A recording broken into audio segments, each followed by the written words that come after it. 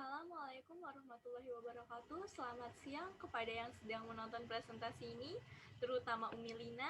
Saya Hoiriyah akan mempresentasikan mengenai materi identitas nasional.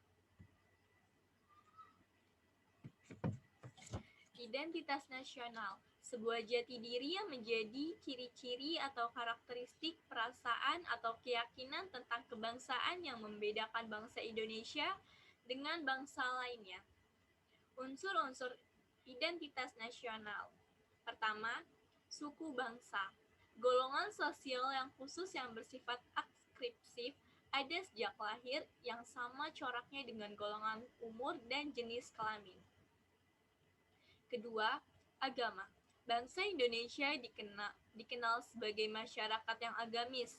Agama-agama yang tumbuh dan berkembang yaitu agama Islam, Kristen, Katolik, Hindu, Buddha, dan Konghucu. Kebudayaan. Pengetahuan manusia sebagai makhluk sosial yang isinya pengetahuan yang memahami lingkungan yang dihadapi dan digunakan sebagai pedoman sesuai lingkungan yang dihadapi. Keempat, bahasa. Sistem perlambang yang secara ad-bit-rate dibentuk atas unsur-unsur bunyi, ucapan manusia, dan yang digunakan sebagai sarana berinteraksi antar manusia. Bentuk-bentuk identitas nasional. Pertama, bahasa persatuan yaitu bahasa Indonesia. Kedua, kita memiliki sebuah bendera yang melambangkan bangsa Indonesia yaitu bendera merah putih. Ketiga, kita memiliki sebuah lagu terbaik dan merupakan lagu kebangsaan dari negara Indonesia yaitu Indonesia Raya. Keempat, Pancasila merupakan sebuah lambang negara Indonesia. Kelima, memiliki semboyan terkuat yaitu Bhinneka Tunggal Ika. Keenam, Pancasila juga merupakan konstitusi dasar dari negara Indonesia. Ketujuh, Undang-Undang Dasar 1945 merupakan sebuah konstitusi dasar dari negara Indonesia. Kedelapan, kedaulatan rakyat merupakan bentuk mutlak dari Republik Indonesia. Kesembilan, memiliki konsep wawasan Nusantara. Kesepuluh, kebudayaan nasional yang banyak yang diketahui pembagian dari kebudayaan daerah. Penyebab kasus pelemahan identitas nasional. Pertama, terpengaruh oleh bahasa gaul. Kedua, lunturnya budaya asli. Ketiga, memakai produk luar negeri. Keempat, adanya pemberontakan. Solusi dalam mengatasi pelemahan identitas nasional. Pertama, melestarikan kebudayaan dan bahasa Indonesia dengan mempelajarinya dan mempraktekannya dalam kehidupan sehari-hari.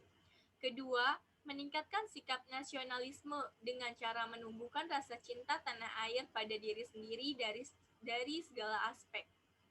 Ketiga, membawa kebudayaan bangsa sehingga ke ranah internasional dan menyaring budaya yang masuk ke dalam negeri. Contoh kasus identitas nasional. Kasus Poso.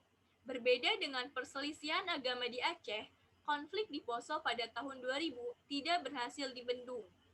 Permasalahan antar dua agama ini terjadi selama bertahun-tahun. Perselisihan politik itu awalnya terjadi karena masalah agama. Pada tahun 1990-an, Poso dipenuhi oleh penduduk beragama Islam. Namun, seiring berjalannya tahun, banyak orang luar yang datang ke Poso, sehingga agama Kristen menjadi dominan. Kurangnya peran pemerintah membuat konflik ini berlangsung selama puluhan tahun, dengan jumlah korban jiwa sangat tinggi. Perselisihan agama ini berakhir di tahun 2001, setelah adanya mediasi oleh mantan Wakil Presiden Indonesia yaitu Yusuf Kala.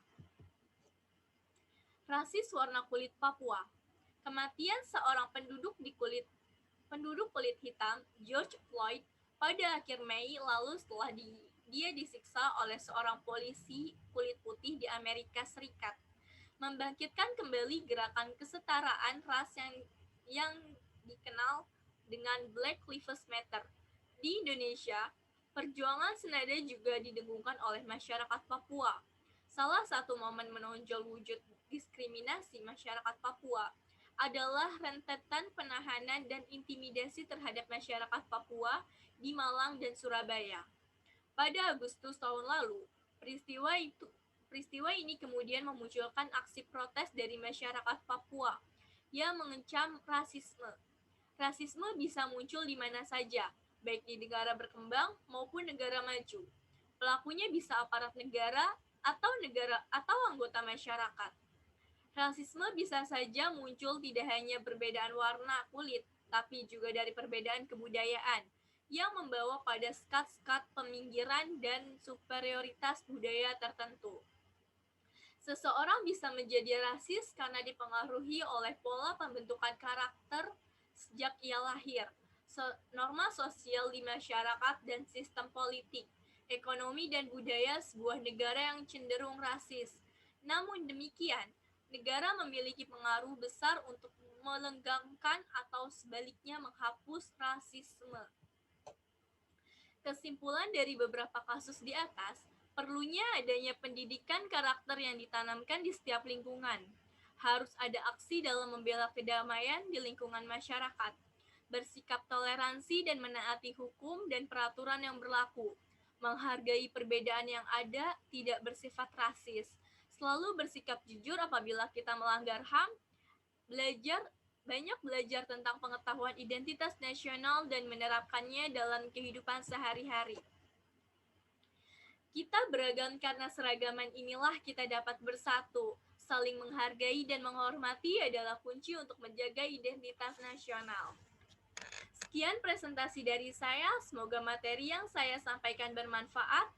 Kurang lebihnya mohon maaf. Selamat siang, Assalamualaikum warahmatullahi wabarakatuh.